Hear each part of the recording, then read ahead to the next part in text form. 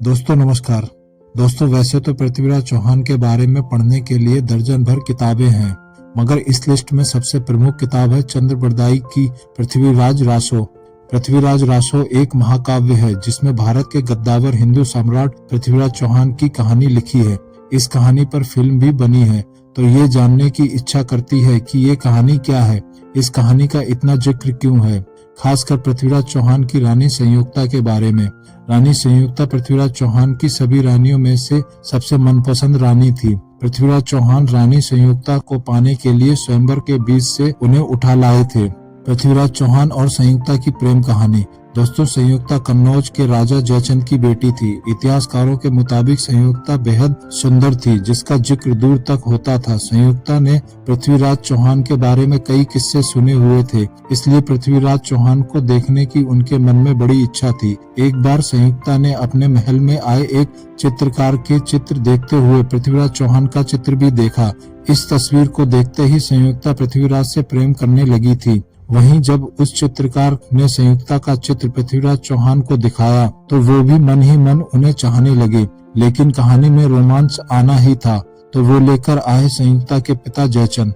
जयचंद और पृथ्वीराज एक दूसरे को पसंद नहीं करते थे। इसी वजह से पृथ्वीराज जिस समय दिल्ली के सिंहासन में बैठे थे, उस समय जयचंद ने राजसूय यज्ञ कराने का निश्चय किया। इस यज्ञ का निमंत्रण जयचंद ने आसपास के सभी राजाओं को भेजा। पृथ्वीराज को भी ये निमंत्रण मिला, लेकिन उनके संबंधों को यह बात ठीक नहीं लगी।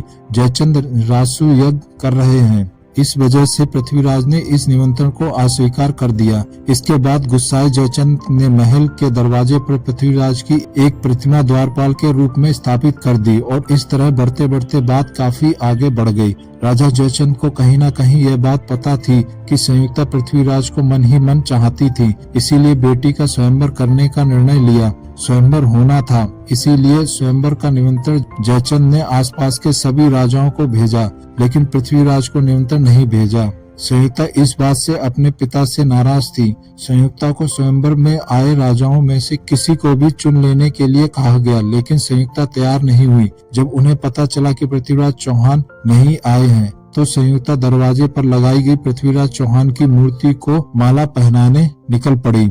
जब वो ऐसा करने वाली थी, उसी बीच पृथ्वीराज चौहान पहुंच गए और संयुक्ता ने माला उन्हें पहना दी। इसके बाद पृथ्वीराज चौहान स्वयंवर से संयुक्ता को लेकर दिल्ली आ गए। इसके बाद भी संयुक्ता की मुसीबतें खत्म नहीं हुई। कहा जाता है कि यही प्रेम कहानी भारत में मुस्लिम आक्रमण की वजह बनी, क्योंकि जयचंद ने पृथ्वीराज से बदला लेने के उद्देश्य से मोहम्मद गौरी से मित्रता की और दिल्ली पर आक्रमण करने को बोला।